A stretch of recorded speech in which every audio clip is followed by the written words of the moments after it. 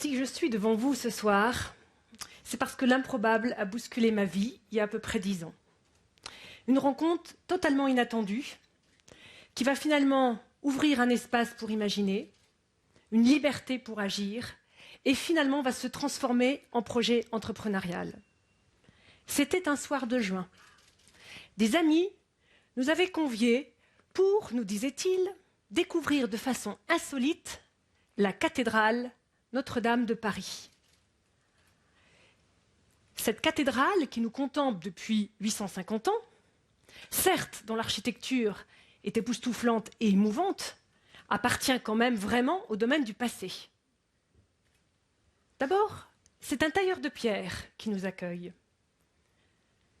Et, comme je vais le faire maintenant, et là, vous allez passer du biohacker à 1140, imaginez-vous là, 111 corporations qui sont appelées par des commanditaires tout à fait imaginatifs, les chanoines. Vous êtes tailleur de pierre, vous êtes mortelier, vous êtes ébéniste, charpentier, maître verrier.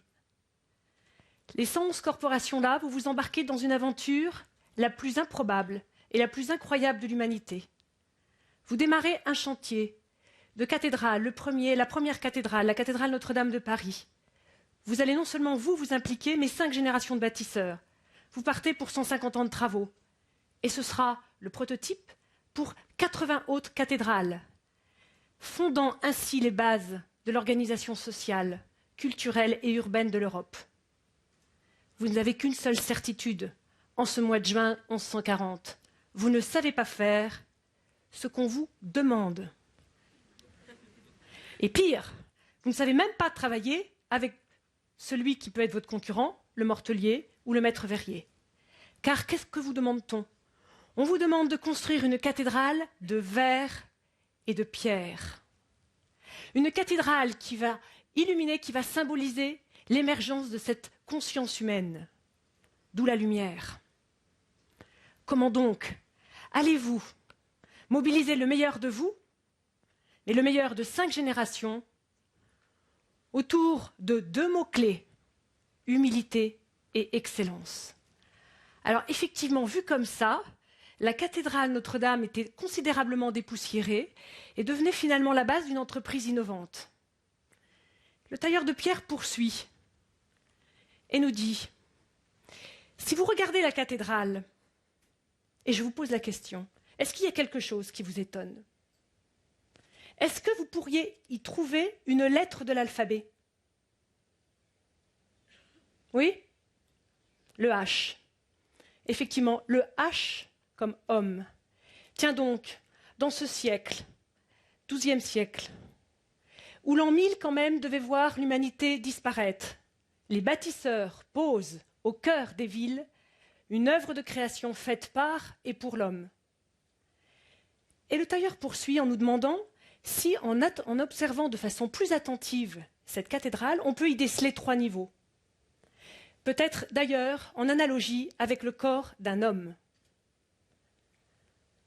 Le premier niveau, le niveau de la tour, symbolisant pour les bâtisseurs, et c'est une base clé de leur message, l'intelligence cognitive, la capacité que l'homme a d'intégrer des connaissances, de jongler avec des concepts complexes.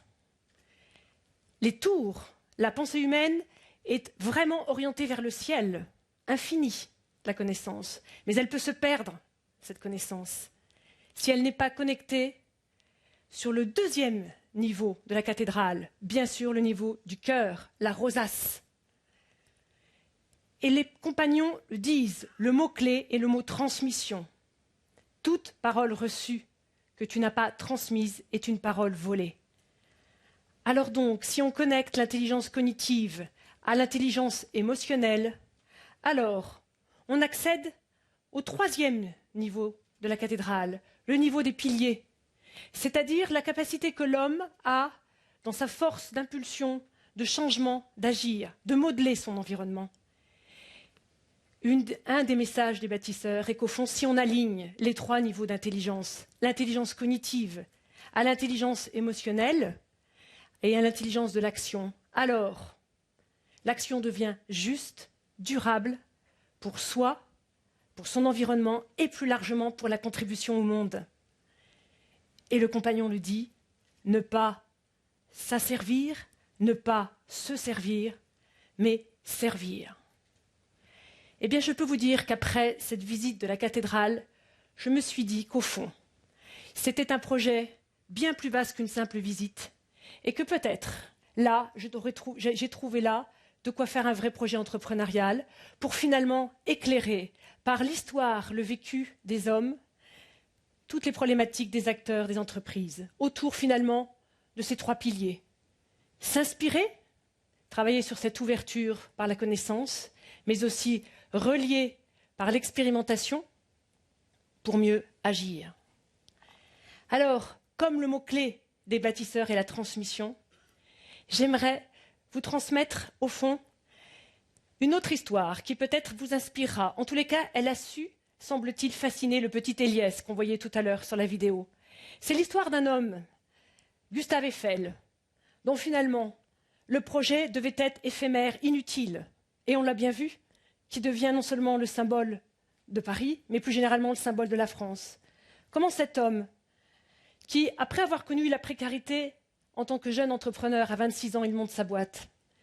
À 53 ans, quand il se lance dans ce défi insensé, il a tous les ingrédients du chef d'entreprise qui est bien installé. 53 ans, pour vous, une éternité, bien sûr. Mais surtout, un homme dont l'entreprise est prospère. Son entreprise est numéro 5 des entreprises industrielles françaises. Et pourtant, cet homme, probablement s'ennuie, ou en tous les cas, est d'accord, pour sortir de sa zone de confort, pour aller saisir cet improbable et pour en faire l'œuvre de sa vie. Et pourtant, tous les aléas vont se donner rendez-vous pour cette tour Eiffel qui cumule tous les records. 1000 pieds, 300 mètres de haut, le monument le plus haut du monde pendant 40 ans. Un chantier record, moins de 26 mois de travaux, 1792 marches, 2,8 millions de rivets et surtout, le monument le plus rentable au monde depuis son inauguration. C'est le monument qui accueille le plus de visiteurs au monde, près de 8 millions. Comment cet homme va-t-il faire face à tous les aléas? Si un jour vous pilotez des projets, rappelez-vous, ou en tous les cas mesurez si vous avez eu la même chance qu'Eiffel, à croire que tous les aléas se sont donné rendez-vous pour ce projet. Aléas techniques, aléas financiers, opposition notoire de toute l'élite intellectuelle, des aléas en termes de management, car ce ne sera pas toujours un long fleuve tranquille. Alors, finalement, quel conseil, car cet homme est aussi, à sa façon, une illustration de ces trois piliers des bâtisseurs, quel conseil pourrait-il vous donner à vous, qui êtes à l'aube d'entreprendre peut-être, en tous les cas de développer, d'agir dans vos milieux respectifs? Le premier, il vous dirait, quelle que soit votre position, créez-vous une vision du monde qui vous est propre. Pour Eiffel, sa vision, c'est un homme ancré dans son temps, cette fin du 19e, c'est l'alliance de la force technique à la force d'une équipe soudée qui, pour lui, doit permettre d'accoucher d'une humanité meilleure. Le deuxième conseil qu'il pourrait vous donner, quels que soient les aléas, les incertitudes, les difficultés, ayez la conviction très fortement ancrée en vous que la solution, elle est dans l'équipe, dans les partenaires avec lesquels vous allez travailler. Et que le rôle d'un chef de projet, que le rôle d'un manager, que le rôle de quelqu'un qui accompagne les équipes est de faire émerger cette intelligence collective, cette capacité à résoudre des problèmes de façon innovante. Je vous cite un exemple. Quand il se retrouve à construire les 4 piliers, stabilité essentielle évidemment pour la tour Eiffel, les 2 piliers côté Champ de Mars ne posent aucun problème, ils maîtrisent la technique. Par contre, les 2 piliers côté Seine, eux, ont un souci. L'eau à fleurs, rendant quasiment impossible les fondations qui doivent intervenir 8 mètres sous le niveau de la Seine. Que fait Eiffel? Il réunit toute son équipe, pas seulement les ingénieurs méthodes, des chefs de projet. Il réunit aussi des compagnons qui interviennent sur le chantier, qui ont la connaissance concrète des matériaux. Il réunit ceux qui transportent les pierres. Et que fait-il? Il stimule, Il les invite à regarder le problème sous des facettes différentes. Et si vous miniaturisez la Tour Eiffel pour essayer de comprendre comment ça fonctionne? Et si vous alliez voir tout ce que l'on a fait dans nos expériences précédentes? On a forcément un bout de solution quelque part.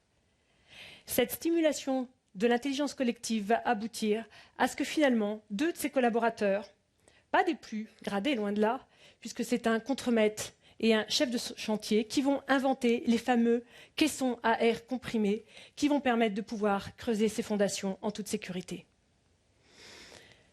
Il vous dirait, quelle que soit votre vie, faites qu'elle soit utile. Pour cela, attachez-vous à réaliser un progrès, si infime, si modeste soit-il. Moi, ce soir, j'ai la conviction qu'en chacun d'entre vous, il y a, c'est sûr, un peu d'Eiffel. Merci.